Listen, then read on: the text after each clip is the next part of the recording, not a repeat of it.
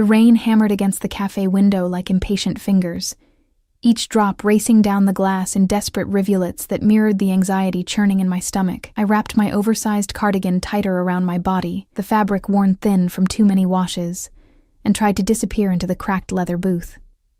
The coffee in front of me had gone cold an hour ago, but I kept my hands wrapped around the chipped mug anyway, needing something to anchor me. My best friend Sarah had set this up. "Just one date, Maya," she'd pleaded over the phone last week. "My cousin's friend needs someone nice. Low pressure. You need to get out of that apartment. Low pressure."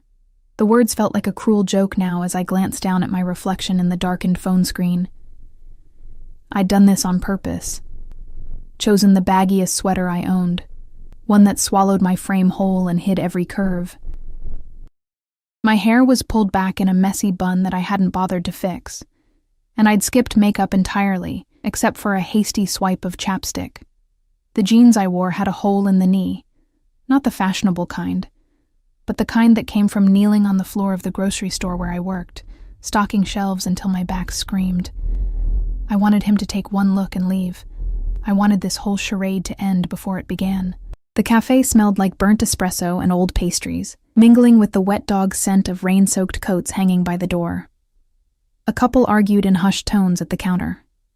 A baby cried somewhere in the back.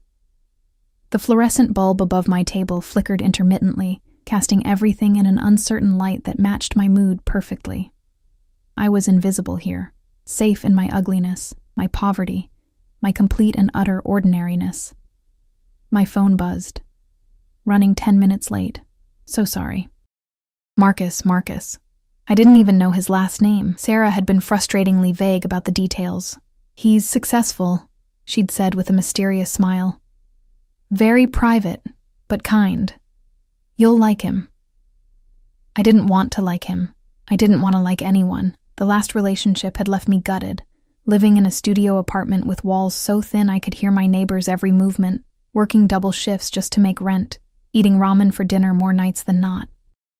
Dating required hope, and I'd buried mine somewhere deep where it couldn't hurt me anymore. The door chimed. Cold air rushed in, carrying the scent of rain and something else. Something expensive that didn't belong in this neighborhood. Leather, clean cologne, money. I didn't look up. Whoever just walked in wasn't my problem. But then the air in the cafe shifted. The arguing couple fell silent. The barista's hand froze mid-pour. Even the crying baby seemed to quiet, as if the world itself had taken a breath and held it. My skin prickled with awareness, that ancient instinct that recognizes a predator even before the conscious mind catches up. Slowly, against my better judgment, I lifted my gaze. 3 men had entered. No.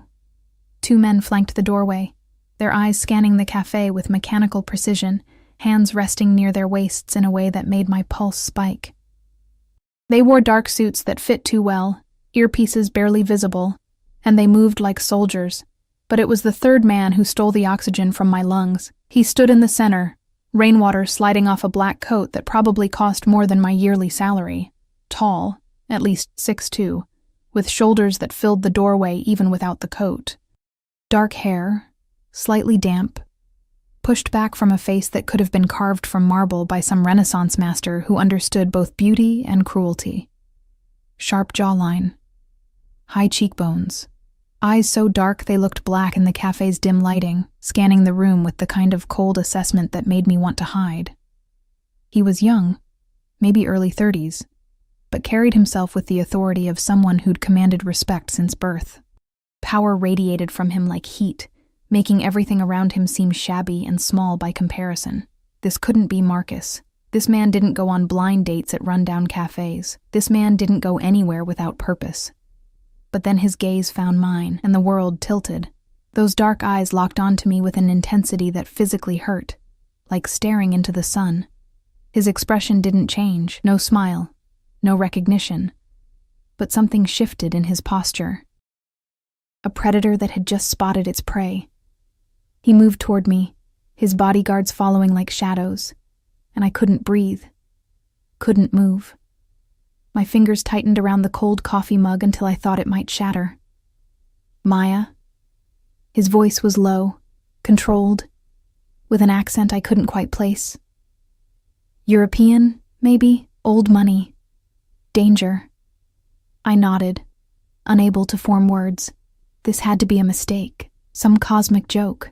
Men who looked like this, who moved like this, who made hardened bodyguards follow 3 steps behind. They didn't show up for blind dates with grocery store clerks wearing secondhand cardigans.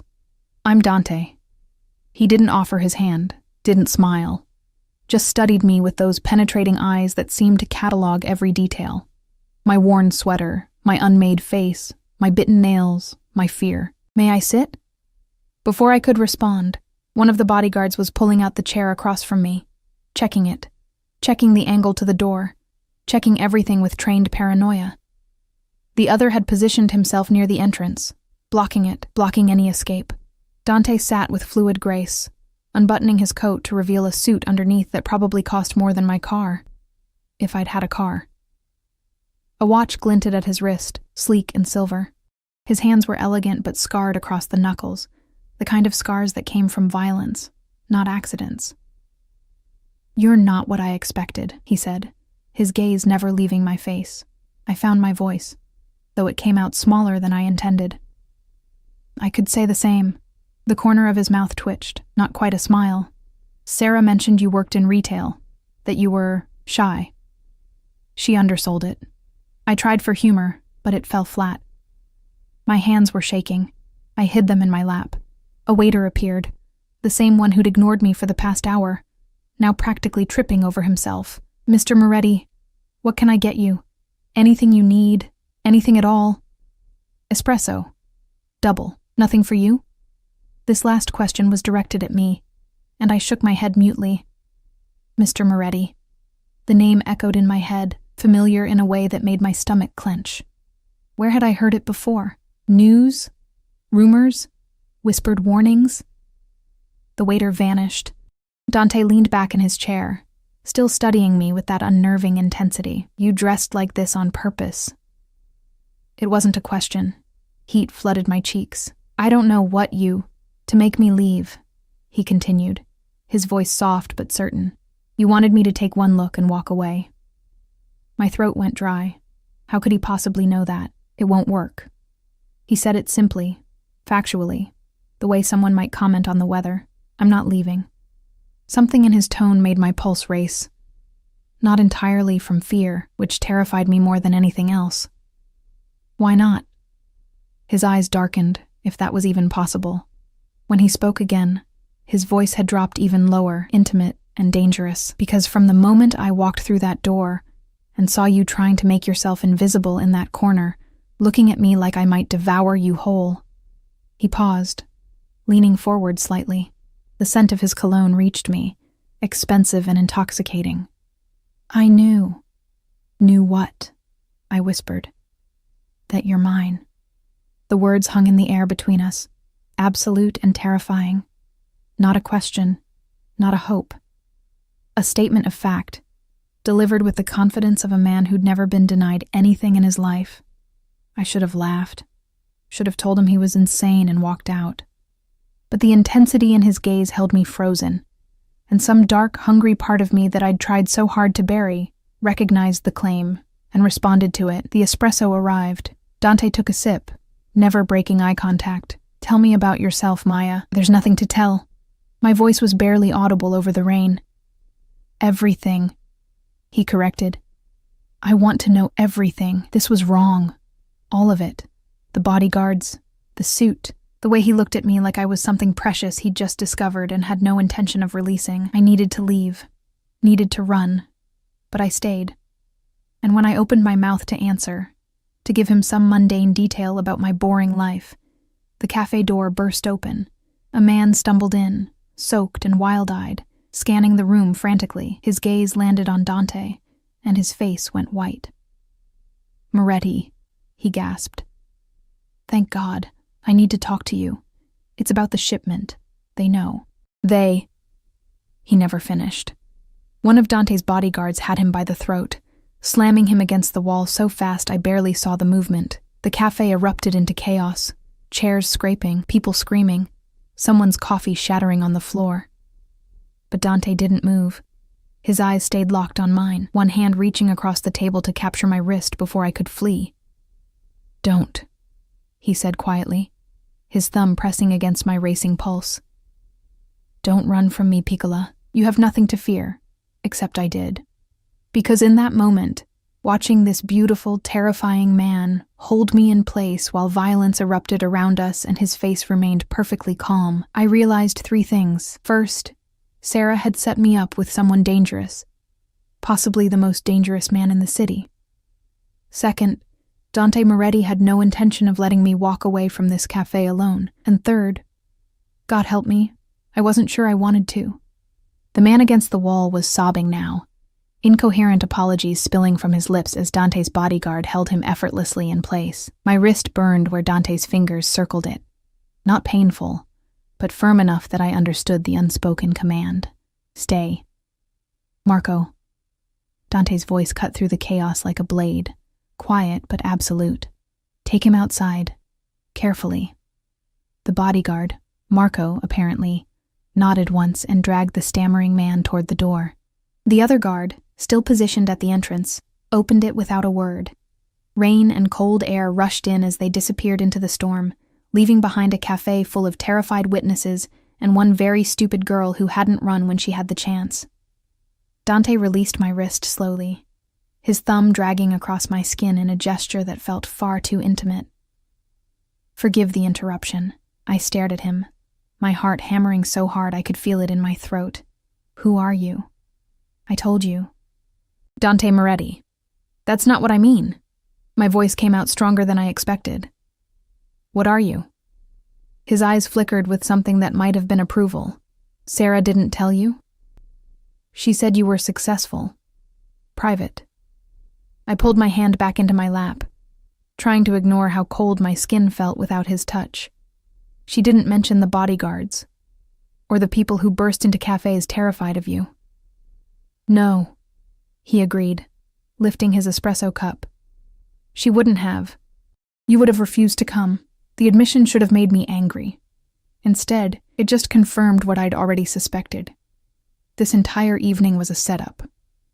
But for what purpose? Why would she do this?" Dante took another sip before answering, his gaze never leaving my face. It was unnerving, the way he watched me. Like I was a puzzle he was determined to solve, or a painting he was memorizing, or prey he was deciding exactly how to catch. Because I asked her to. The words took a moment to register. "You..." "What?" "3 weeks ago, I saw you." He set down his cup with precise care. "You were leaving your work, late shift. It was raining, like tonight. You didn't have an umbrella, so you held your bag over your head and ran to the bus stop." His voice softened slightly, and something dangerous glinted in his eyes. "You were smiling. Even soaked and exhausted, you were smiling at something on your phone." Ice flooded my veins. "You've been watching me?" "Yes." No explanation, no excuse. Just that simple, terrifying affirmation. I should have screamed, should have run, should have done anything except sit there, frozen, as this beautiful stranger admitted to stalking me. That's insane. You're insane. Perhaps. He leaned forward, elbows on the table, bringing his face closer to mine. The cafe lights caught the sharp planes of his features, casting shadows that made him look even more dangerous. "But I needed to know who you were, so I made inquiries, found out about Sarah. Found out she'd been trying to set you up for months." His lips curved into something that wasn't quite a smile. It wasn't difficult to convince her to help. "Help with what?" "Ambushing me? Meeting you properly." He said it like there was a distinction. Like stalking and orchestrating blind dates were somehow different levels of invasiveness. "I wanted to see you up close, speak with you. Understand why I haven't been able to stop thinking about you for 3 weeks." My hands clenched in my lap. Every instinct screamed at me to leave. But my body wouldn't cooperate. Maybe it was fear. Maybe it was shock. Or maybe...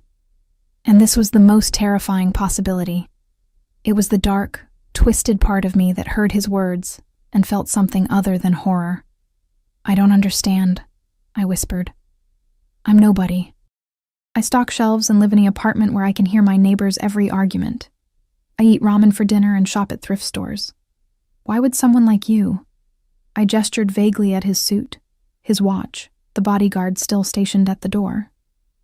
Want anything to do with me? His expression shifted, something almost like tenderness crossing his features, before the cold mask returned. Because you smiled in the rain, Maya.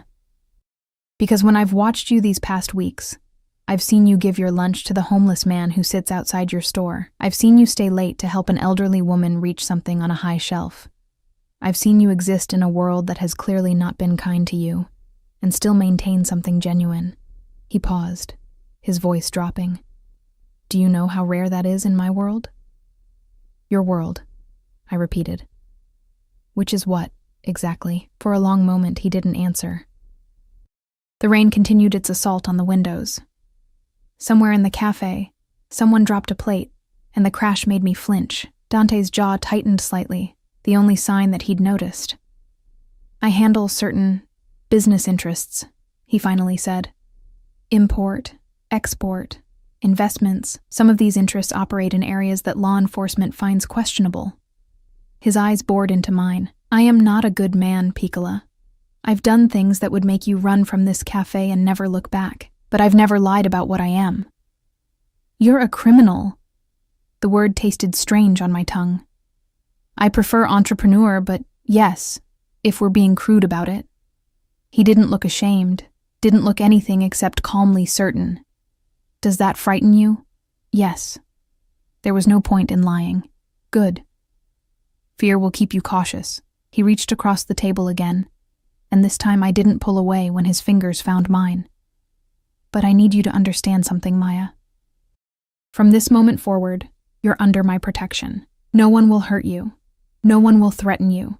No one will even look at you wrong without answering to me. I tried to pull my hand back, but his grip tightened just enough to keep me in place. I don't want your protection. I don't want anything from you. This is insane. You can't just decide. I already have. His thumb stroked across my knuckles, the gesture absurdly gentle considering his words. You can fight it. You can hate me for it, but it won't change the fact that you're mine now. I'm not a possession. No, he agreed. You're far more valuable than that. The cafe door opened again, and Marco returned, rain-soaked and grim. He approached our table, leaning down to whisper something in Dante's ear. I couldn't hear the words, but I saw Dante's expression darken, his jaw clenching. Handle it, Dante said quietly. Marco nodded and disappeared again. What was that about? I asked, my voice shaking. Nothing you need to worry about. He released my hand, reaching into his coat to pull out a phone. Sleek, black, expensive. Give me your number. No. He looked up at me, one eyebrow raised. No, I'm not giving you my number. I'm going to leave this cafe, go home, and pretend this entire nightmare never happened. I stood up, grabbing my threadbare coat from the booth. Thank you for the... well, not for anything, actually. This has been the most disturbing evening of my life. I made it 3 steps before Dante was standing in front of me, moving so fast and so silently that I gasped. He didn't touch me, but his presence alone was enough to root me in place. I can't let you leave alone, he said softly. It's not safe. Safe from what? From who? My voice rose slightly. The only dangerous person I've met tonight is you. His eyes flickered with something, pain, maybe, or recognition. Fair enough. But the man who came in earlier, the one Marco removed, he was followed. Which means people now know I'm here. Which means they'll be watching when you leave. He leaned closer, and I could smell his cologne again, intoxicating and terrifying. I have enemies, Maya, many of them. And as of tonight, you're associated with me. That makes you a target. Then unassociate me. I tried to step around him, but he moved with me. A dance I couldn't win. Tell your enemies or whoever that I'm nobody. That this was a mistake. It's too late for that. His voice had gone cold, the brief flash of tenderness completely gone. They've already seen us together, already taken photos, most likely. By morning, everyone in my world will know that Dante Moretti spent the evening with an unknown woman. His hand came up to cut my face, and I froze. Which means they'll want to know who you are, what you mean to me, and how they can use you. Tears burned behind my eyes, but I refused to let them fall. This is your fault. You did this. You stalked me, orchestrated this meeting, and now you're telling me I'm in danger because of your choices? Yes. No apology, no regret. Just that simple, devastating confirmation. I hate you. The words came out broken. His thumb brushed across my cheekbone, catching a tear I hadn't realized had fallen. You will. Many times, I think. But you'll be alive to hate me, which is what matters. Before I could respond, before I could scream or fight or do anything, he was guiding me toward the door with a hand on the small of my back. The bodyguard appeared instantly, holding an umbrella, scanning the street with those paranoid eyes. Where are we going? I demanded, trying to dig my heels in. Somewhere safe. My driver is outside. I'm not getting in a car with you. He looked down at me, and for the first time since we'd met, I saw something almost like regret in his expression. I know this is frightening. I know you don't understand, but I promise you, Piccola, I will never hurt you. Everything I do from this moment forward is to keep you safe from threats you created. Yes. He didn't deny it, didn't try to justify it, just kept guiding me toward the door, toward the rain, toward whatever nightmare he was pulling me into. The street was dark and wet, the rain having driven most people indoors. A black SUV idled at the curb, windows tinted so dark I couldn't see inside. Marco opened the back door, and warm air spilled out, along with the scent of leather and luxury. I looked at that open door, at Dante's hand still resting against my back, at the empty street where no one would hear me scream, and I made the stupidest decision of my life. I got in the car. Dante slid in beside me, and Marco closed the door with a soft click that sounded like a prison cell locking. The driver, another stern-faced man in a dark suit, pulled away from the curb without a word. I pressed myself against the opposite door, as far from Dante as possible. Where are you taking me? My home. You'll stay there tonight. Absolutely not. Take me to my apartment. Your apartment has 3 separate entry points, windows that don't lock properly, and neighbors who wouldn't hear you scream over their own arguments. He said it calmly, like he was discussing the weather, not revealing that he'd thoroughly surveilled my living situation. It's not secure. How do you know? I stopped, closing my eyes. Of course you know. You've been watching me for 3 weeks, making sure you were safe, he corrected. That's not comforting. I turned to face him fully, anger finally overtaking fear. Nothing about this is comforting. You're a criminal who's decided I belong to him based on seeing me smile in the rain. You've turned my life upside down in the span of an hour, and now you're kidnapping me. I prefer protective custody. The corner of his mouth twitched again. Was he amused? But yes. Technically, I suppose this could be classified as kidnapping. I wanted to hit him, wanted to scream, wanted to do anything except sit in this impossibly comfortable car that probably cost more than I'd earn in 5 years, watching this beautiful, terrifying man look at me like I was something precious he'd finally captured. What happens tomorrow? I asked, my voice small. What happens when I don't show up for work? When Sarah can't reach me? When people realize I'm missing? I'll handle it. He pulled out his phone, fingers moving across the screen. Your manager will receive notification that you've had a family emergency and need time off. Paid, of course. Sarah will receive a text from your number, explaining that the date went well, and you need some time to think. He looked up at me. And anyone else who matters to you will be assured that you're safe. You can't just erase my life. I'm not erasing it. His voice softened. I'm protecting it. There's a difference. The car pulled up to a gate, massive, iron, with security cameras visible even in the rain. It swung open automatically, and we drove through into what looked like a private estate. Trees lined the driveway, their branches creating a canopy overhead. In the distance, I could see lights. A house, but calling it that felt inadequate. It was a mansion. All stone and glass and old-world elegance. Welcome home, Piccola, Dante said quietly, as the car stopped in front of massive double doors. And despite everything, despite the fear and anger and sheer insanity of the situation, a small, traitorous part of me whispered that I'd never had a real home. Maybe that's why I didn't fight when Marco opened the door. Maybe that's why I let Dante guide me inside, his hand warm and possessive against my back. Or maybe I was just too tired, too broken, too desperate for something different than my sad little life. Whatever the reason, I crossed that threshold, and everything changed. The interior of Dante's home stole what little breath I had left. Marble floors gleamed under crystal chandeliers that cast prismatic light across walls adorned with art that looked like it belonged in museums. A grand staircase curved upward to the second floor, its wrought iron railing intricate as lace. The air smelled of sandalwood and something floral, jasmine, maybe, mixed with the underlying scent of old money and older secrets. I stood dripping on an antique rug that probably cost more than my entire apartment building, feeling more out of place than I ever had in my life. "You'll catch cold." Dante's voice came from behind me, closer than I expected. I jumped slightly, and his hand settled on my shoulder, steadying, claiming. "Come, I'll show you to your room." "My room," I repeated numbly, like I'm a guest. "You are a guest." He moved past me toward the staircase, clearly expecting me to follow. An honored one. Honored guests can usually leave when they want. He paused mid-step, turning to look back at me. In the chandelier light, his features were even more striking. Sharp enough to cut, beautiful enough to make my chest ache. "Give me 1 week, Maya." "What?" 1 week. He descended the 2 steps he'd climbed, bringing himself level with me again. "Stay here for 1 week. Let me show you that you're safe. Let me prove that I'm not the monster you think I am." His hand came up to brush a wet strand of hair from my face, the gesture achingly gentle.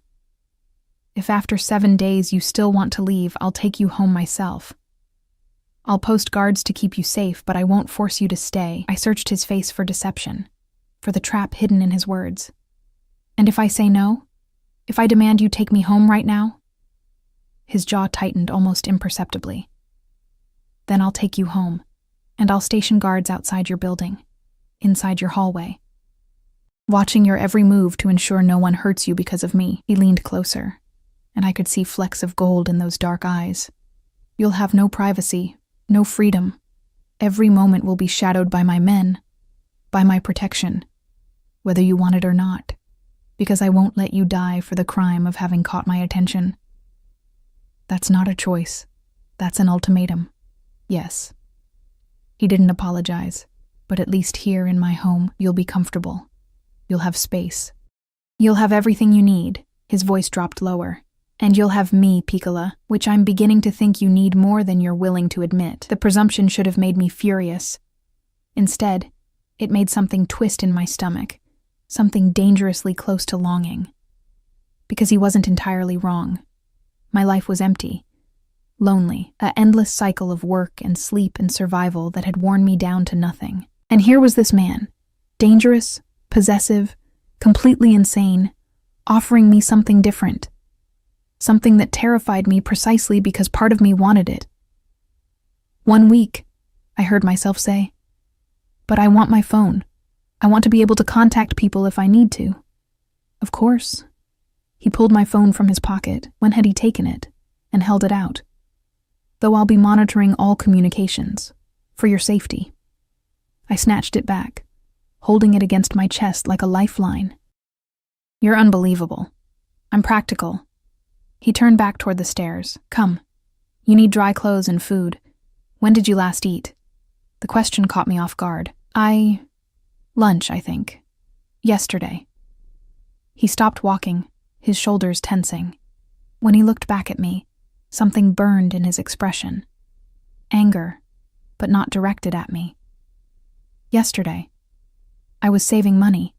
Rent is due, and I had to fix my—" I stopped, realizing I was explaining myself to my captor. "Everything about you is my business now." He closed the distance between us in 2 strides, his hand cupping my face again in that possessive gesture that made my knees weak. "You will never go hungry again, never choose between food and rent. Never work yourself to exhaustion just to survive." His thumb traced my lower lip, and I couldn't suppress the shiver that ran through me. "I take care of what's mine, Maya. And you, whether you accept it yet or not, are mine." Before I could respond, before I could tell him again that I wasn't a possession, He was guiding me up the stairs with that firm hand against my back. We walked down a hallway lined with more art, more luxury, more evidence of a life so far removed from mine it might as well have been another planet. He stopped at a door, pushing it open to reveal a bedroom that made me gasp. It was enormous. A 4-poster bed dominated the center, dressed in linens that looked softer than clouds. Floor-to-ceiling windows overlooked the estate grounds, where landscape lighting illuminated gardens even in the rain. A sitting area featured a velvet couch and chairs arranged around a fireplace that crackled with real flames. A door stood ajar, revealing a bathroom with a tub large enough to swim in. "This is..." I couldn't find words. "Yours." Dante moved into the room, opening a closet that ran the entire length of one wall. Inside hung clothes, women's clothes, in various sizes and styles. "I wasn't sure what you'd like, so I had several options prepared. Tomorrow, if none of these suit you, we'll arrange for a proper wardrobe." I stared at the clothes, then at him. "You prepared this. Before tonight. Before you even knew if I'd come. I told you. I've been planning this for 3 weeks." He selected a soft-looking sweater and pants, laying them on the bed. "I wanted everything ready for you." "This is insane," I whispered, but the words had lost their heat. I was too tired, too overwhelmed, too seduced by the warmth and comfort and sheer luxury surrounding me. "Get changed." His voice had gone gentle again. "There's a bathroom through that door. Take your time. When you're ready, come downstairs. I'll have dinner prepared." He moved toward the door, and panic flared in my chest. "Wait." He turned, eyebrows raised. "Why me?" The question burst out before I could stop it. "Really, I need to understand. You could have anyone. Women who fit into your world. Women who are beautiful and sophisticated and... You are beautiful." He said it with such conviction that I almost believed him. But more than that, you're real, genuine, untouched by the corruption and greed that poisons everything in my world. He took a step back toward me, and I held my ground even though every instinct screamed to retreat. "Do you know what it's like, Maya, to live in a world where everyone wants something from you? Where every smile is calculated, every word a negotiation, every relationship a transaction?" I shook my head mutely. "It's exhausting, soul-destroying." His hand came up to my face again, and this time I leaned into it without thinking. "And then I saw you, smiling in the rain for no reason except that something on your phone amused you. Giving your lunch away even though you couldn't afford to. Existing in your small, difficult life with a grace and kindness that no one in my world possesses." His voice dropped to barely a whisper. "You're everything I'm not, Piccola. Everything I can never be. And I want you so desperately it frightens even me." The confession hung between us, raw and honest and terrifying. I should have pushed him away, should have maintained my anger, my fear, my resistance. Instead, I whispered, "What if I disappoint you? What if I'm not what you think I am?" His smile was small but genuine. "Impossible. Now get changed before you catch pneumonia. I didn't go through all this trouble just to watch you get sick." He left before I could respond, the door clicking shut behind him with a finality that made my stomach clench. I stood alone in that beautiful room, dripping on expensive carpet, my wet cardigan clinging to my skin.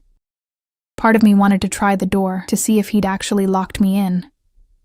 But a larger part, the part that was tired and cold and so desperately hungry for something more than survival, just wanted to believe him.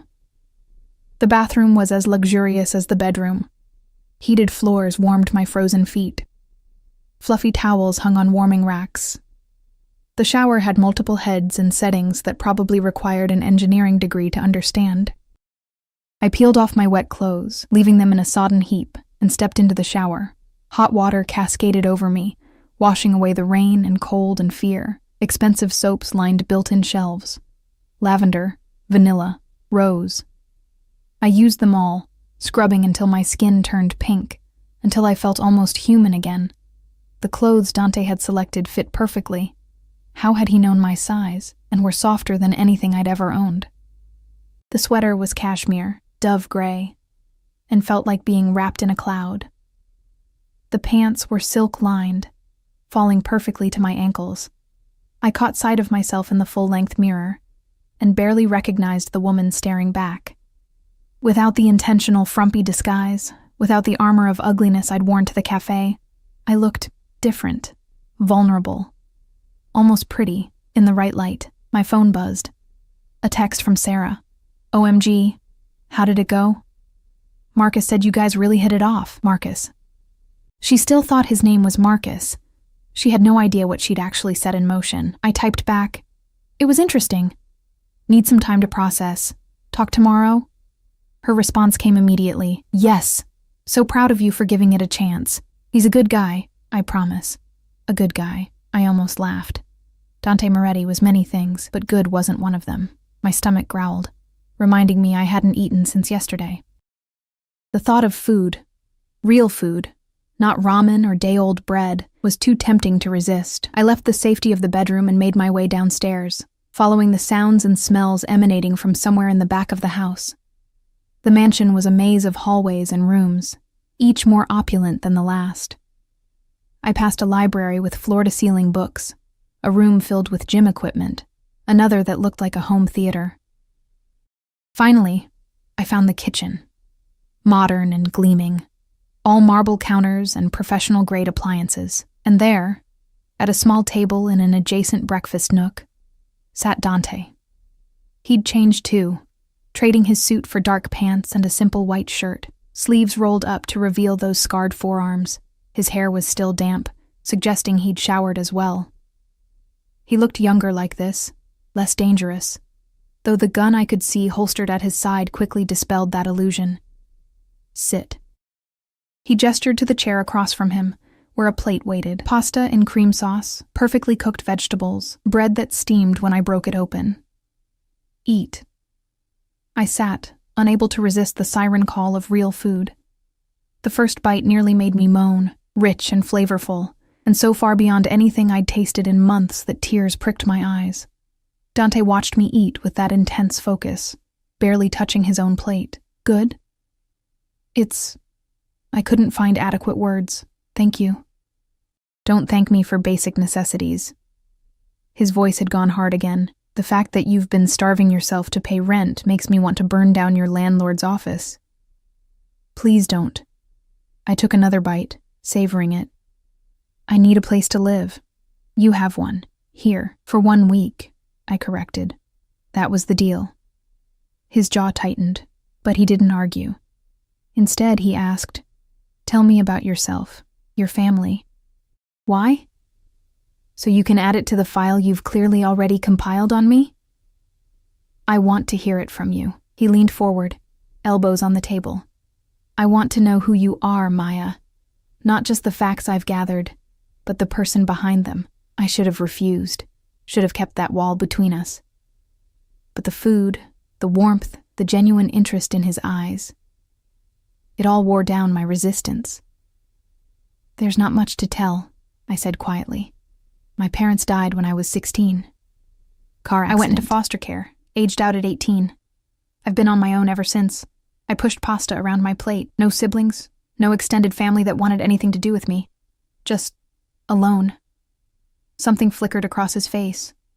Pain, recognition, understanding. I'm sorry. Don't be. It made me strong. It made you survive. His hand reached across the table, covering mine. But you deserve more than survival, Piccola. You deserve to live. The sincerity in his voice broke something inside me. Tears spilled over before I could stop them, and I yanked my hand back, swiping at my face. I'm fine.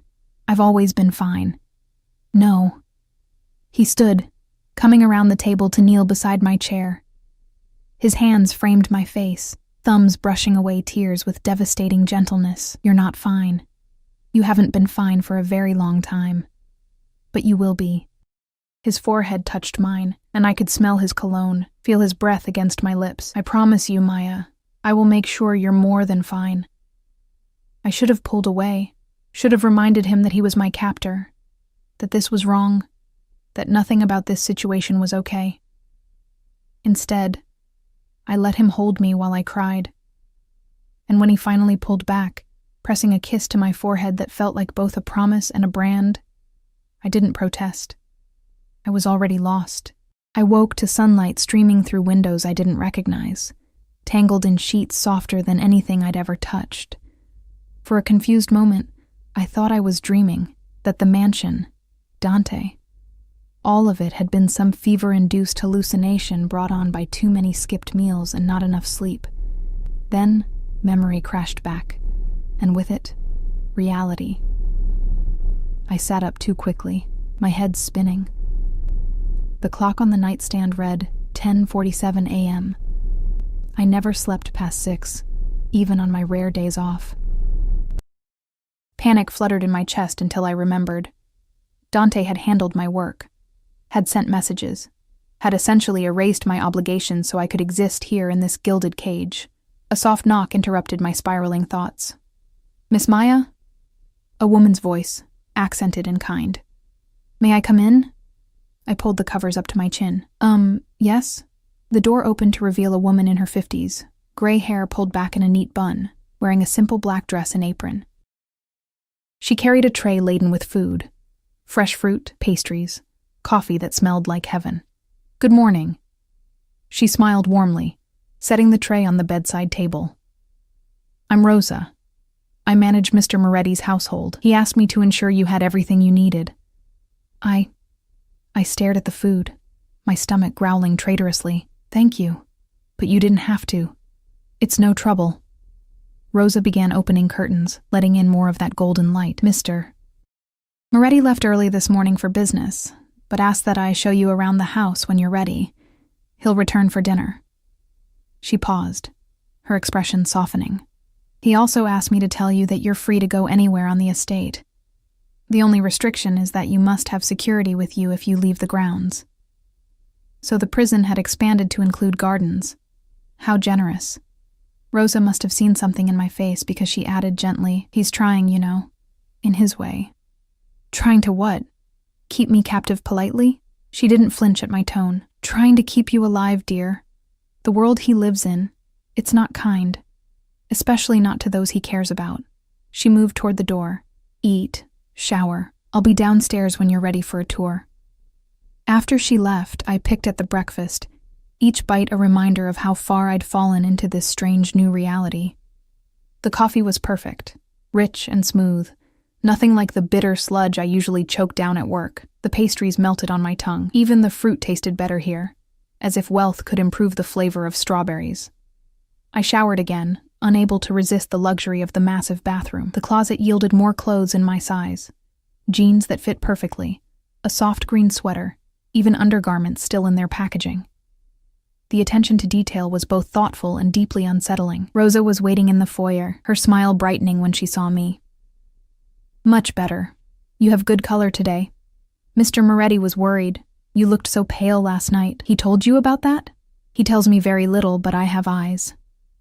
She gestured for me to follow her down a hallway I hadn't explored the previous night. "I've worked for the Moretti family for 30 years. First his father, God rest his soul, then Dante when he took over the business. I've seen him with many women over the years." She glanced back at me, something knowing in her eyes. "But I've never seen him look at anyone the way he looks at you." I didn't know what to say to that, so I said nothing. The tour was overwhelming. The mansion had 12 bedrooms, 8 bathrooms, the library I'd glimpsed, a full gym, the home theater, a wine cellar that Rosa claimed held bottles worth more than cars, and a solarium filled with plants that shouldn't have been able to grow this far north. Every room spoke of wealth accumulated over generations, of power maintained through methods I didn't want to imagine. "And this," Rosa said, opening double doors to reveal a room that stole my breath, "is Mr. Moretti's private study. You're one of very few people allowed inside." The study was all dark wood and leather, bookshelves lining 3 walls, a massive desk positioned to face windows overlooking the gardens. But what caught my attention were the monitors, 6 of them mounted on one wall, showing different security camera feeds.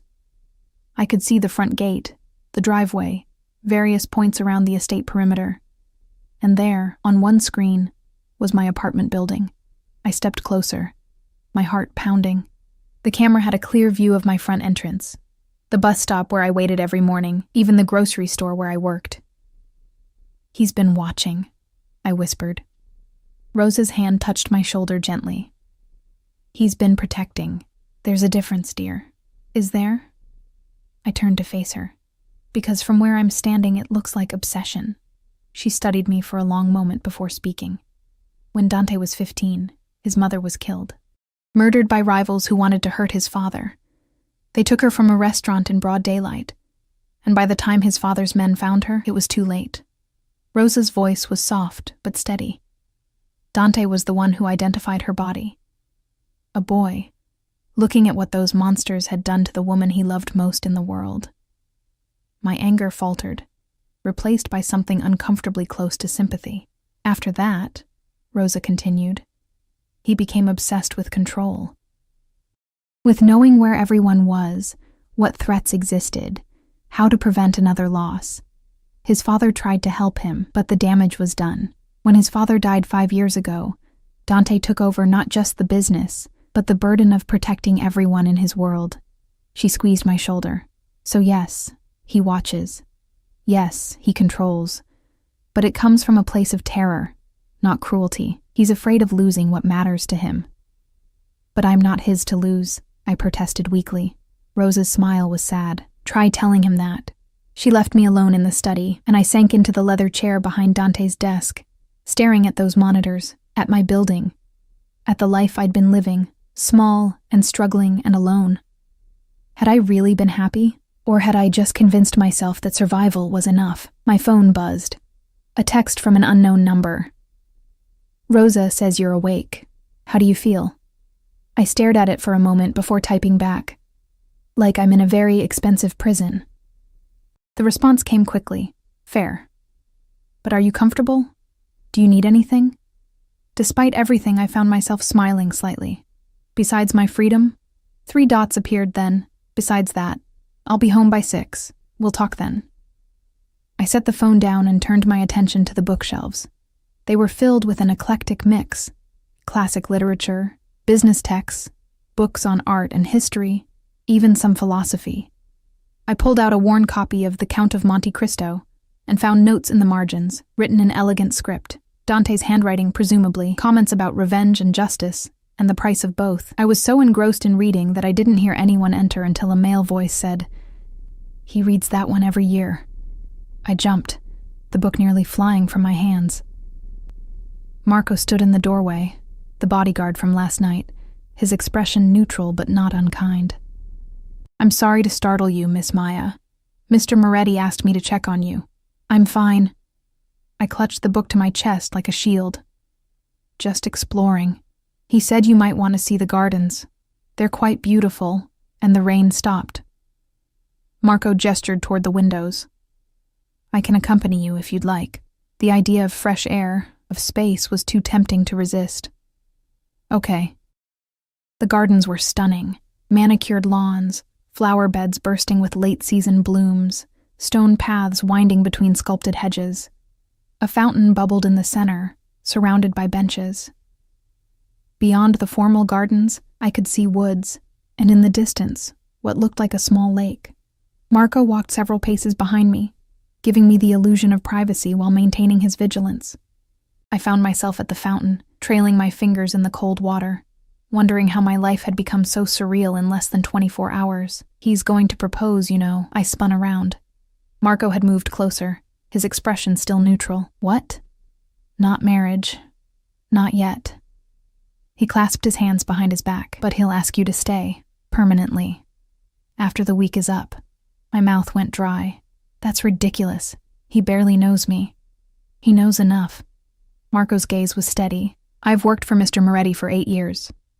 I've seen him make billion-dollar deals without hesitation, eliminate threats without blinking, navigate political minefields that would destroy lesser men. But I've never seen him uncertain about anything until you.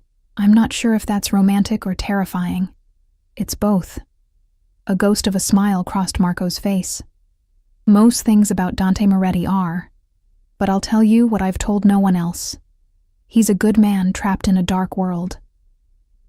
He didn't choose this life. It chose him. And every day he tries to be better than what the world expects him to be." "Why are you telling me this?" "Because you'll have to decide soon whether you can accept him for what he is." And I think, Marco paused, choosing his words carefully, I think you might be the only person who can save him from becoming the monster everyone already believes he is. Before I could respond, his hand went to his earpiece, his expression sharpening. Copy that.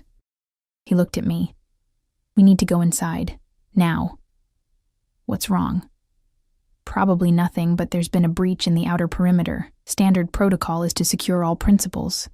He was already guiding me back toward the house, his hand hovering near the gun at his side. My heart raced. A breach? You mean someone's trying to get in? Or trying to see who's here? We reached the house and Marco ushered me inside, locking the door behind us. Rosa appeared instantly, her face tight with concern. Take her to the safe room, Marco instructed. No. My voice came out stronger than I felt. I'm not hiding in some panic room. Tell me what's happening.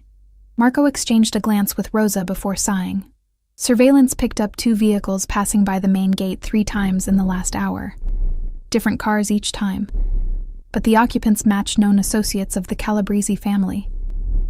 Which means, I pressed, which means Dante's rivals are testing his security, seeing what they can see, who they can see. His expression softened slightly.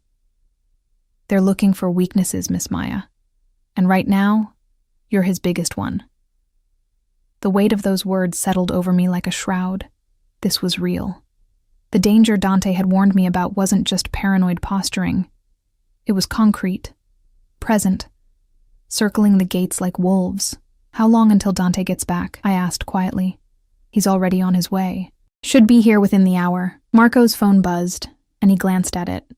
He wants to talk to you. He handed me the phone. I lifted it to my ear with shaking hands. Hello? Maya. Dante's voice was tight with controlled fury. Are you all right? Yes. Marco has me inside. He mentioned the Calabrese family. Vultures, testing boundaries they shouldn't cross. I could hear traffic in the background, the sound of his vehicle moving fast. This is my fault. I should have been more careful last night. Should have ensured no one saw us together. It's a little late for should-haves. I know, he paused. And when he spoke again, his voice had softened. I'm sorry, Piccola. I promised to keep you safe, and already they're circling. But I swear to you no one will touch you. No one will even get close. Despite everything, the fear, the anger, the sheer insanity of the situation, his words settled something in my chest. I believe you. Good. I could hear the relief in his voice. Stay inside until I get there. Don't go near windows. Marco and Rosa will keep you safe. Dante, I said before he could hang up. Yes? Hurry. The single word held more meaning than I wanted to admit. More need than was wise, more trust than I should have felt. Already am, amore mio. The endearment rolled off his tongue like honey. Already am. The line went dead. I handed the phone back to Marco, who was watching me with that knowing expression again. Come, Rosa said, taking my arm. Let's get you some tea. You look pale again. But as she led me toward the kitchen, as Marco took up position by the door, as the mansion's security systems hummed to life around me, I realized something that should have terrified me, but instead felt almost like relief. I was waiting for Dante to come home, not my captor, not the dangerous criminal who'd upended my life, but Dante, the man who read The Count of Monte Cristo every year and made notes about justice, who'd lost his mother at 15 and never recovered, who looked at me like I was something precious and rare and worth protecting at any cost. I was waiting for him, and that realization changed everything.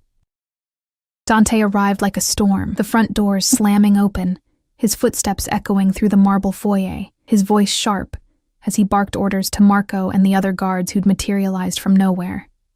I stood in the kitchen doorway, tea forgotten in my hands, watching this man command his small army with the precision of a general. Then his eyes found me, and everything else fell away. He crossed the distance between us in seconds, his hands framing my face, his gaze scanning me with frantic intensity. You're all right. Tell me you're all right. I'm fine, I breathed, surprised by how much I meant it. Nothing happened. They just drove by. They shouldn't have gotten that close, his jaw clenched, fury burning just beneath his controlled surface. I'm doubling security, tripling it. No one gets within a mile of this property without me knowing about it. Dante. I covered his hands with mine, feeling the tension vibrating through him.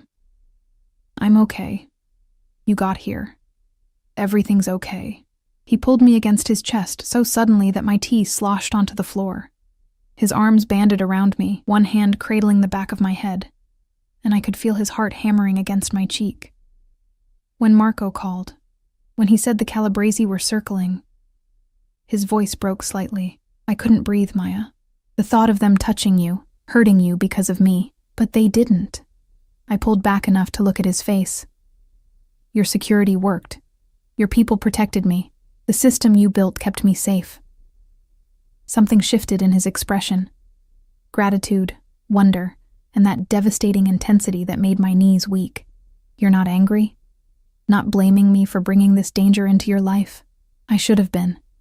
Any rational person would have been.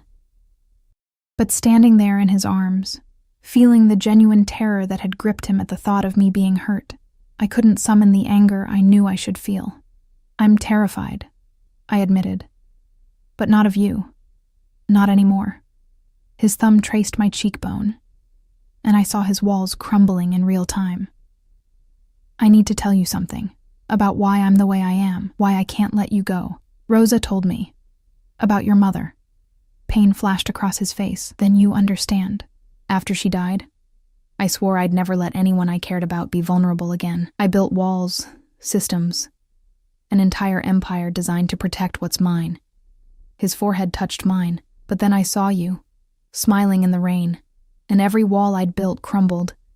You became my greatest vulnerability and my greatest desire all at once. That's not love, Dante, I whispered. That's obsession. Perhaps. His lips brushed my temple. But give me time, Piccola. Let me show you it can become love. Real love. The kind that doesn't cage but protects, that doesn't possess but cherishes. Before I could respond, Marco cleared his throat from the doorway. Sir, we need to discuss the security breach. Dante's expression hardened instantly. The vulnerable man disappearing behind the crime lord's mask. Give me 10 minutes. He looked back at me. Will you wait for me? In the study? I nodded, and he pressed a kiss to my forehead before releasing me and striding away with Marco, already issuing commands. Rosa appeared with a mop for the spilled tea, her expression knowing. See? He comes alive around you. You make him feel, and that's something his world doesn't usually allow. I'm not sure I'm ready for this, I confessed. No one ever is, dear. She squeezed my shoulder. But sometimes the best things in life are the ones we never planned for. I made my way to the study, sinking into the leather chair behind Dante's desk. The security monitors still showed my apartment building, the bus stop, the life I'd been living just yesterday. It already felt like a lifetime ago. My phone buzzed. Sarah. Haven't heard from you. Everything okay? Did you see him again? I stared at the message, wondering how to explain. Finally, I typed, Everything's complicated, but okay. I'll call you soon. Promise. Her response. Okay, but I'm here if you need me. Marcus seemed really into you, BTW. Said it was the best date he'd had in years. Marcus. Dante. 2 names for the same dangerous man who'd somehow slipped past every defense I'd built. The door opened, and Dante entered alone, his tie loosened, exhaustion evident in the set of his shoulders. He locked the door behind him, a gesture that should have alarmed me, but instead felt intimate, like he was shutting out the world to create a space just for us. The Calabresi won't be a problem anymore, he said, moving to the leather couch beneath the windows. I've made it very clear what will happen if they come near my property again. Should I ask how you made it clear? Probably not. A ghost of a smile touched his lips. He patted the space beside him. Come here, please. I rose and crossed to the couch, settling beside him, but maintaining a careful distance. He noticed, his expression flickering with something that might have been hurt. I need to tell you the truth about something, he said quietly. About why I was so desperate to meet you. Why I couldn't use normal methods, normal dating. I'm listening. He leaned back, staring at the ceiling. My world, the world I was born into, it doesn't allow for normal. Every person I meet wants something from me. Power, money, connections, protection. Every relationship is transactional, even the women I've been with. They wanted the lifestyle, the status, the security that comes with being associated with the Moretti name. His hand found mine, threading our fingers together. But you didn't know my name, didn't know what I was. You dressed ugly on purpose to drive me away, which meant you weren't trying to trap me. You gave your lunch to homeless people and smiled for no reason and existed in a world that didn't revolve around me. He turned his head to look at me. Do you understand how rare that is? How precious? So I was what? A novelty? Something different to collect? No. He sat up, turning to face me fully. You were hope. A glimpse of something real in a world built on lies and violence and corruption. When I saw you, I thought maybe I could have something genuine. Maybe I could build something that wasn't stained by blood and fear. But you went about it all wrong, I said softly. The stalking, the forced date, the kidnapping. I know. He looked away, shame evident in his expression. I know. And if I could go back, I'd do it differently. I'd approach you honestly, give you time, let you choose me without coercion. His voice dropped. But I can't go back. All I can do is ask you, beg you, if necessary, to give me a chance to do better. To be better. I studied his face. This beautiful, damaged man who'd lost his mother and never learned how to love without controlling, how to care without consuming. What would that look like? You being better? It would mean no more watching your apartment without permission, no more making decisions for you, no more treating you like something to protect rather than someone to partner with. He squeezed my hand. It would mean giving you real choices, real freedom, and trusting that you might choose to stay anyway. And if I don't, if after this week I choose to leave, pain crossed his face, raw and undisguised, then I'll let you go. I'll make sure you're safe, guards, security, a better apartment if you'll accept it. But I won't force you to stay. His voice cracked slightly. It will destroy me. But I'll let you go. The honesty in his words, the genuine anguish at the thought of losing me, broke something open inside my chest. This wasn't just obsession. This was a man who'd been alone for so long, protected by walls so high that he'd forgotten how to be vulnerable. And somehow, inexplicably, I'd become the person who made him remember. I have conditions, I heard myself say. Hope flared in his eyes. Anything. First, you stop monitoring my communications unless I explicitly agree to it. My phone is mine. Done. Second, you let me keep working. Maybe not at the grocery store, but I need something that's mine. A purpose beyond being your whatever I am to you. I can arrange that. I own several legitimate businesses. You could work wherever you'd like, doing whatever interests you. He paused. Though I'd prefer somewhere secure. Third, I took a breath, steeling myself. You tell me the truth about everything. Your business, your world, the dangers. No more protecting me from information. If I'm choosing to be part of this, I need to know what I'm choosing. His jaw tightened, but he nodded. That will be difficult. There are things I've done, things I do, that will change how you see me. Maybe, I agreed. But lies will destroy us faster than truth ever could. He was quiet for a long moment, studying our joined hands. When he spoke again, his voice was rough with emotion. You said us, like there's already an us to destroy. I realized what I'd implied, and felt heat flood my cheeks. I don't know what this is. I don't know if what I'm feeling is real, or just Stockholm Syndrome, or trauma bonding, or... He cupped my face, silencing me. What are you feeling? Terrified, confused, angry at myself for not hating you. I met his eyes, but also safe, seen. Like for the first time in years, someone actually cares if I exist. I more than care, Maya. His thumb brushed my lower lip. I'm consumed by you. Every thought, every decision, every plan I make, they all revolve around keeping you safe and making you happy. It's maddening and wonderful and completely unprecedented in my life. That's not healthy. Nothing about me is healthy. His smile was self-deprecating. But with you, I want to try to be. I want to be the man who deserves that smile you gave the rain. The man who earns your trust rather than forcing it. I should have pulled away, should have maintained distance and rationality. Instead, I found myself leaning into his touch, my eyes drifting closed. I must be insane.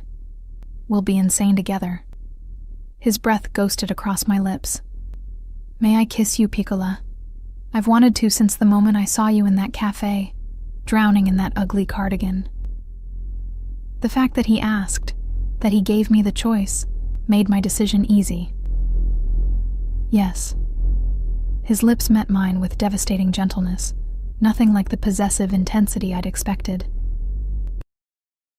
He kissed me like I was precious, fragile, something to be savored rather than claimed. His hand cradled the back of my head while his other arm wrapped around my waist, pulling me closer but never forcing, never demanding more than I was willing to give. I melted into him, my hands fisting in his shirt, and kissed him back with all the confusion and fear and unexpected desire swirling inside me. He tasted like espresso and danger, and promises I wasn't sure he could keep. When we finally broke apart, both breathing hard, he rested his forehead against mine. Stay. Please. Not just for the week. Stay with me. I don't know if I can, I whispered honestly. This world, your world, it's so far from anything I understand. Then let me teach you. Let me show you that it's not all darkness. There's beauty here too, if you know where to look. His hand found mine again, and I swear to you, Maya, I will spend every day proving that I can be worthy of you, that I can give you the life you deserve, not the life you've been surviving. What if I disappoint you? What if I'm not strong enough for this? Impossible. He kissed my forehead, my cheeks, the corner of my mouth. You've survived poverty, loneliness, loss, all while maintaining your kindness and grace. You're stronger than you know, stronger than I am, certainly. A knock at the door interrupted us. Sir, Marco's voice. The perimeter is secure, and I have the Calabrese report ready for your review. Dante's expression hardened slightly, the crime lord returning. 5 minutes. He looked back at me. I need to handle this, but tonight we'll have dinner together, just us. And you can ask me anything you want to know about my world, my business, my life. Complete honesty. Okay. I stood, suddenly nervous. I should let you work. He caught my hand before I could move away, pulling me back down for one more kiss, deeper this time, edged with hunger but still controlled. When he released me, his eyes were dark with promise. Tonight, Piccola, and every night after if you'll have me. I left him to his business dealings and found Rosa in the kitchen, preparing what looked like an elaborate dinner. She smiled when she saw my flushed face, my kiss-swollen lips. He's a good man, underneath everything, she said gently. He just needs someone to see it. I'm terrified I'm making the biggest mistake of my life, I confessed. Or the best decision. She handed me a glass of wine. Sometimes, dear, the scariest choices lead to the most beautiful destinations. That night, Dante kept his promise. We ate dinner in a private dining room, just the two of us, and he told me everything. About his father's business, the legitimate fronts and the darker operations behind them, about the violence he'd witnessed and participated in, about the enemies he'd made and the blood on his hands. He didn't soften it or make excuses. He laid bare the reality of his world, watching my face for the moment I'd be unable to handle it and walk away. But I didn't walk away. Instead, I asked questions, tried to understand, attempted to reconcile this man who read classic literature and mourned his mother with the one who admitted to ordering executions and manipulating systems. I won't pretend to be something I'm not, he said as midnight approached. I'm a criminal by any legal definition. I've hurt people, destroyed lives, built an empire on fear and violence. If you can't accept that, I understand. But I need you to know, everything I do, every dark thing I'm part of, it's to protect the people in my world, to maintain a balance that keeps worse monsters at bay. Vigilante justice, I murmured. Something like that. He refilled my wine glass. The law doesn't reach into the places I operate. Someone has to maintain order, even if that order is built on morally questionable foundations. I was quiet for a long time, processing. Finally, I said, I don't think I can ever be comfortable with violence, but I understand that you didn't choose this life. It chose you, and you're trying, in your way, to be better than what was expected of you. Relief flooded his expression. Does that mean? It means I'll stay, past the week, past whatever deadline you set in your head. I reached across the table, taking his scarred hand in mine. But you have to keep your promises, the honesty, the freedom, treating me as a partner, not a possession. I swear it. He brought my hand to his lips, kissing each knuckle. On my mother's memory, on everything I am, I swear I will be better for you. 3 months later, I stood in that same study, watching snow fall over the estate grounds. My apartment had been given up, my few possessions moved here. I'd started working for one of Dante's legitimate companies, event planning, something I discovered I had a talent for. Rosa had become like the mother I'd lost. Marco was teaching me self-defense, claiming any woman associated with Dante needed to know how to protect herself. And Dante had kept every promise. He was still possessive, still protective to the point of madness. But he asked before he acted, consulted me on decisions that affected my life, gave me space when I needed it, and held me close when I didn't. We fought sometimes, about his overprotectiveness, about business decisions I disagreed with, about the inherent danger of his world. But we also laughed, talked for hours about everything and nothing, built something real in the midst of all his carefully constructed artifice. Piccola? His voice came from the doorway, and I turned to find him watching me with that same intense gaze that had terrified me months ago. Now it just made me feel cherished. What are you thinking about? How different my life is from what I imagined it would be. He crossed to me, wrapping his arms around me from behind, his chin resting on top of my head. Better or worse? I leaned back against his chest, feeling his heartbeat against my spine. Different, scarier, more complicated. I turned in his arms to face him, but also fuller, richer, more alive than I've felt in years. His smile was genuine and unguarded, the smile he showed only to me. I love you, Maya. I know I've never said it explicitly, but I do, completely, irrevocably. In ways that probably aren't entirely healthy, but are real nonetheless. I know. I reached up to cup his face. I love you too, even though you're possessive and controlling, and sometimes make me want to scream with frustration. But, he prompted, that corner of his mouth twitching, but you're also kind and brilliant and capable of such tenderness that it breaks my heart. I pulled him down for a kiss. You're my complicated, dangerous, wonderful disaster of a man, and I wouldn't change you even if I could. He kissed me deeply, thoroughly, with all the passion and possession and love that defined everything about us. When we broke apart, he reached into his pocket and pulled out a small velvet box.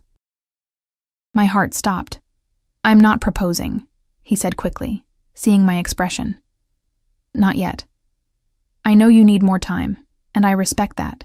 He opened the box to reveal a delicate necklace, a small key on a platinum chain. But I wanted you to have this, a symbol that you hold the key to everything I am. My home, my heart, my entire world. Tears blurred my vision as he fastened it around my neck, the key settling just above my heart. It's beautiful. You're beautiful. He turned me to face the window again, his arms wrapped around me. And this, us, we're going to make it work. I'll spend every day earning the gift of your presence in my life. I know you will. I laced our fingers together, watching snow blanket the gardens in white. But Dante? Yes, amore mio? Eventually, you're going to have to explain to Sarah that Marcus doesn't exist. His laugh rumbled through his chest into my back. Eventually, but not tonight. Tonight, I just want to hold you and be grateful that you smiled in the rain that day, that you walked into that cafe wearing an ugly cardigan, that you gave me a chance when every logical part of you screamed to run. Best, worst decision I ever made, I murmured. The very best, worst decision, he agreed.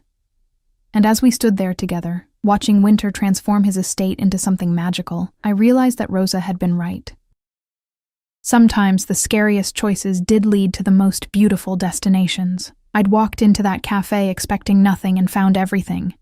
In the arms of a dangerous man who loved me with the same intensity he applied to everything else in his life. Completely, obsessively, and with a devotion that would move heaven and earth to keep me safe. It wasn't perfect. It would never be simple, but it was ours. And that was enough.